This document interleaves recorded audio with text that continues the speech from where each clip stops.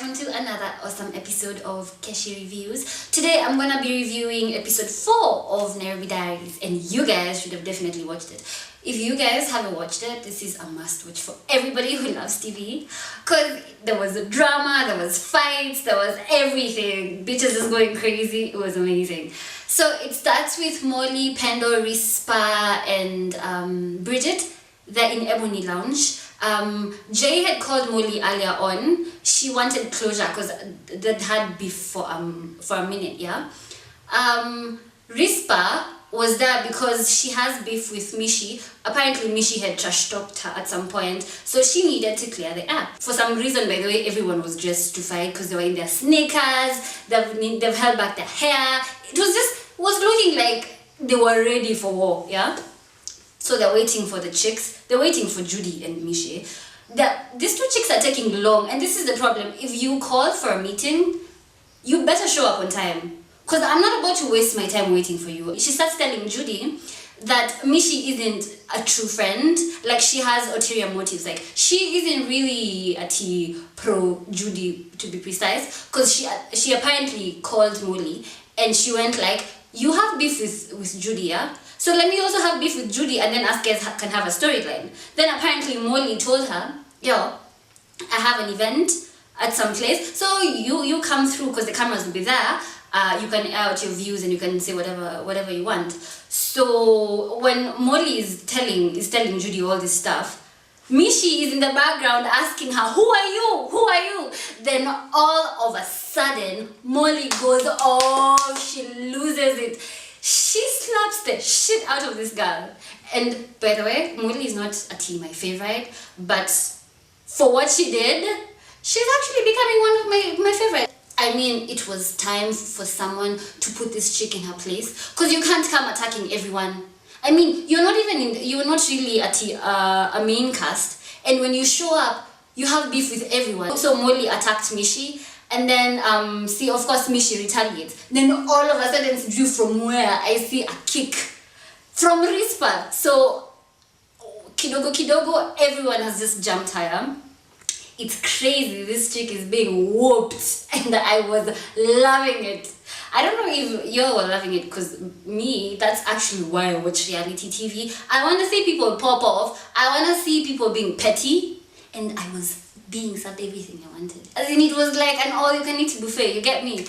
So, as Mishi is being whooped, I noticed Judy is sitting somewhere in Bali, amejitoa, like she didn't want to be a part of this. And it's so sad because this whole thing said because Mishi was trying to defend her friend, yeah? And I'm wondering, why would you sit back and watch your friend being whooped? Fine, I get you're not one of those confrontational people, but to be honest, I'd prefer if you came to if you tried to stop us guys from fighting. At least I can see you have my back. So Mishi was over there saying, I feel so bad because my friend was just watching me being whooped over there and she was doing nothing. So security comes and escorts Mishi out. So these other chicks are left sitting there, and for some reason Judy doesn't go get her friend. It's crazy. Like, if I'm being whooped because of you, and then I get kicked out, shorty, hey, you better come running for me. You better come running after me, because you're the reason I was being kicked. You're the reason I was being beaten. So she starts trying to mend bridges, starts talking to Molly. Now they're trying to fix situations, nini, the whole thing. And I'm just like, don't even be there. As in, you're just showing your loyalty. You don't really have loyalties, and you don't really have true friends if you're throwing your friend under the bus like that. Then she suddenly has an aha moment. Then she realizes there are two sides to everything. So she knows one story and the girls know another story. Then Molly, I'm beginning to like you, by the way. You're slowly growing on me. She mentions that that Judy doesn't pay her own bills. And you see, I follow this chick on social media, yeah, and I can see she's living large. She's not living one of these kawaida-ass lives. So if you're not paying your own bills, shorty, who's paying your bills? As in eyebrows. Like, now I'm gonna pay more attention. I'm gonna pay attention. Yeah, and that scene is crazy because everyone goes mad. And they talk about that issue, and For some reason, let me just talk about this. When Judy showed up, she showed up wasted.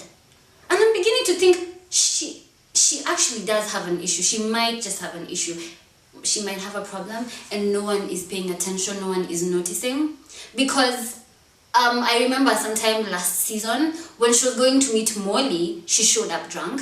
When she went to meet Pendo, she showed up drunk. Maybe she actually has a problem and you producers ain't seeing this. I get you're doing all this to get a good ass show. But if someone has a problem, I think, they need help. And she probably needs help. She drinks a lot. But her style has improved. Even Molly's style has improved. They're they're slaying, in short. The entire time these chicks are making up and all that stuff, Mishi is at the entrance of Ebony whiling out like a crazy bull. She goes like, if you have a problem, come face me one by one.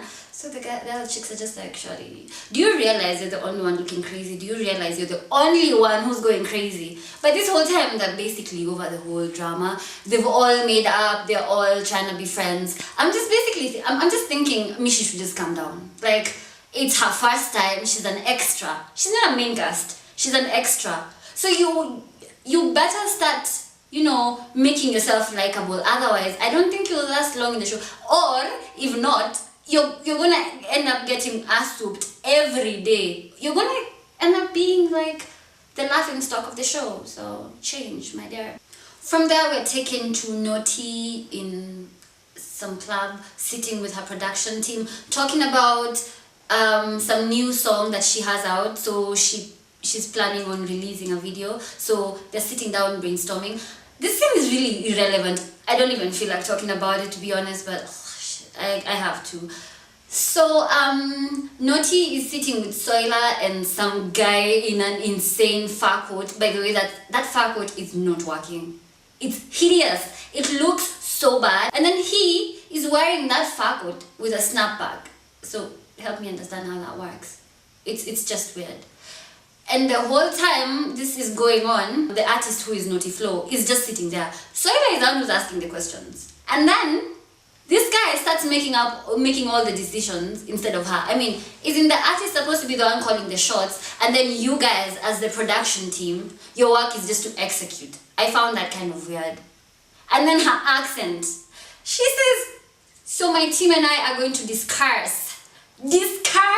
Like, Naughty, what's up with the accent? Like, you don't need an accent. To be honest, I think I would like you more if you didn't have the accent. Or if anything, get like a speech coach to help you with these things, because you're struggling, mommy. I'm guessing if you spoke a little better, your facial expressions would have been catching up with what you're saying. So you wouldn't be making all these unnecessary faces you make, because sometimes they're just awkward, to be honest. So they talk about the video, they talk about the beef in the rap industry and the way female MCs are just beefing all over the place. By the way, it's so petty. I don't understand. It's so petty.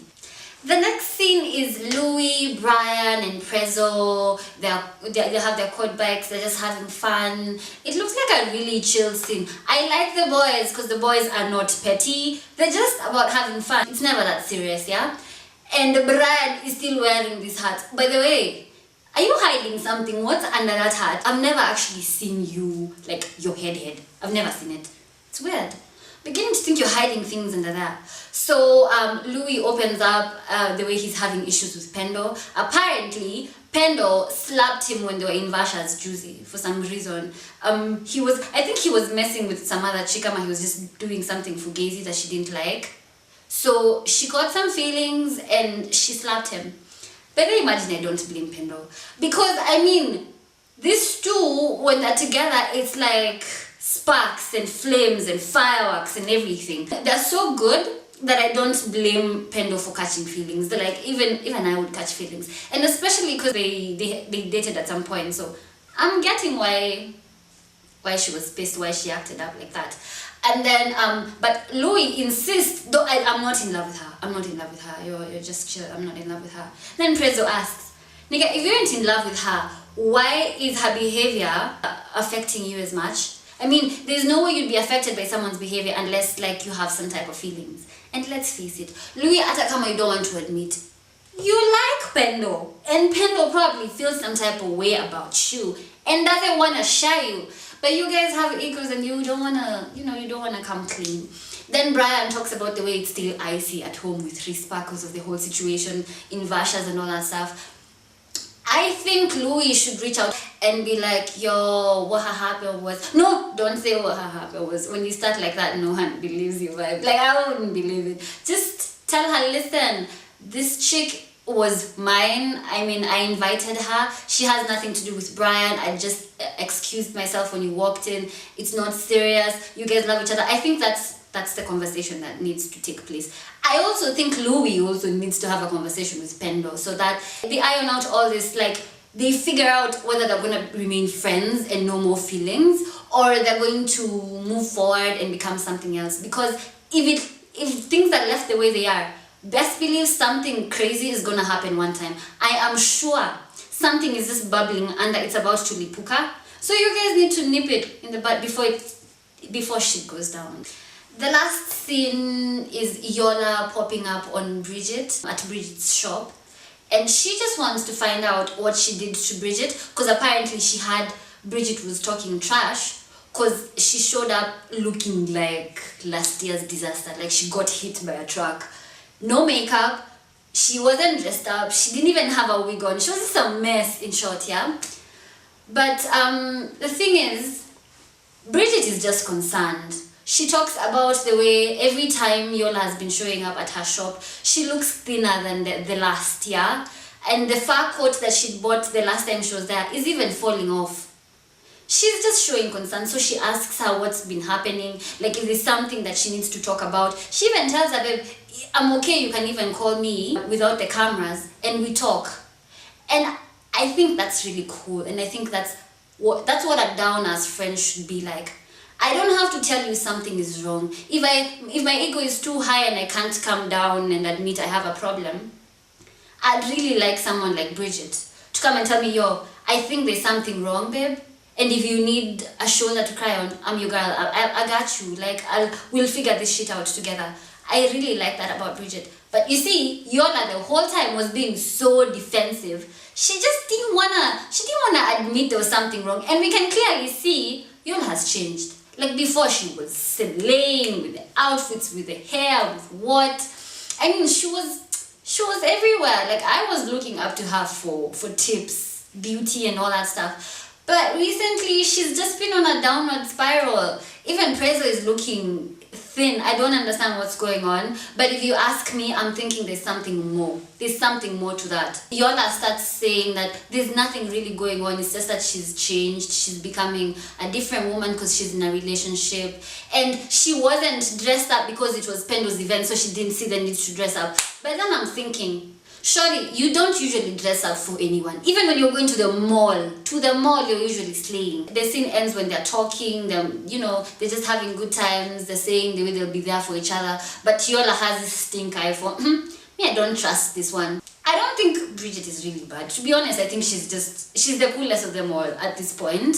But I'm waiting to see, as the season progresses, whether she'll change or she'll remain the same person. I'm hoping she remains the same person. I like this episode, and I'm hoping more are coming when I see people being whooped, people's wigs falling off. I like this episode. I had fun watching this episode. I had fun talking about it. And make sure you subscribe, make sure you like, comment, I'll keep you entertained, I promise.